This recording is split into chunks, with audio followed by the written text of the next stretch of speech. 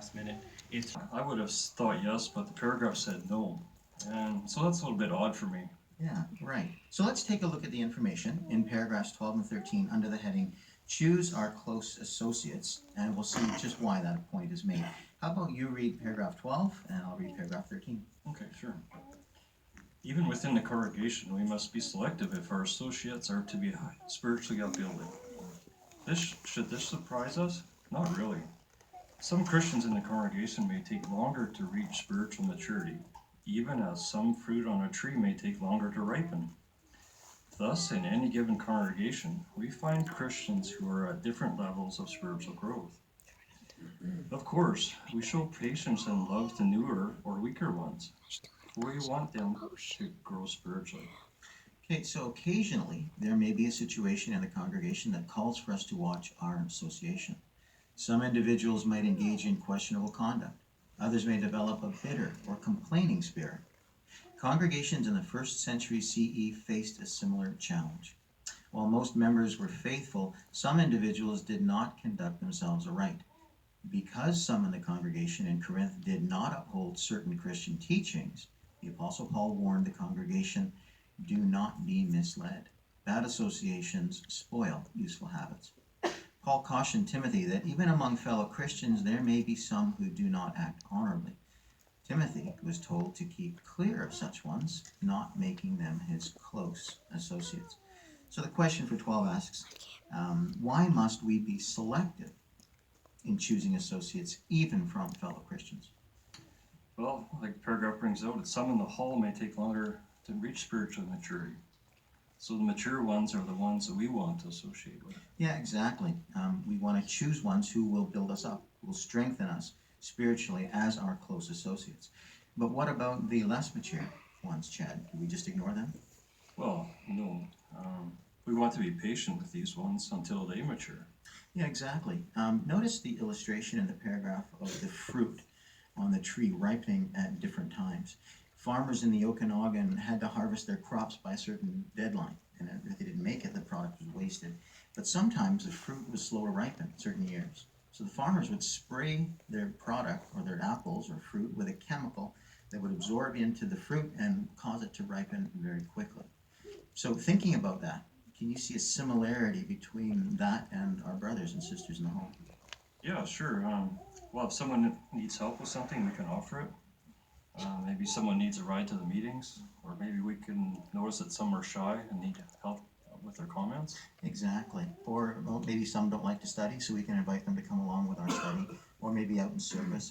In this way, we can help these ones to grow to maturity as well. Let's take a look at Romans 15 and verse 1. Maybe we could get you to read that scripture for us. Sure. We, though, who are strong, ought to bear the weaknesses of those not strong, and not to be pleasing ourselves. Okay, so who is this talking to? The strong ones. Right. So first of all, we need to make ourselves strong. And we do that by choosing associates that are good, that are strong, and can benefit us, and can help us to be strong. And in that way, we can help others in the congregation as well. Now, paragraph 13 is a different scenario. What challenge did the first century Christians face, prompting Paul to make what strong warning? Well, it brings to our attention that some are not conducting themselves properly, and some are not upholding the Christian teachings. Exactly. So, in other words, they were doing things that Jehovah didn't approve of. Can you think of some things that they might have been involved in? Possible wild parties, drunkenness. Yeah, exactly. Maybe flirting with someone who's not their wife or husband.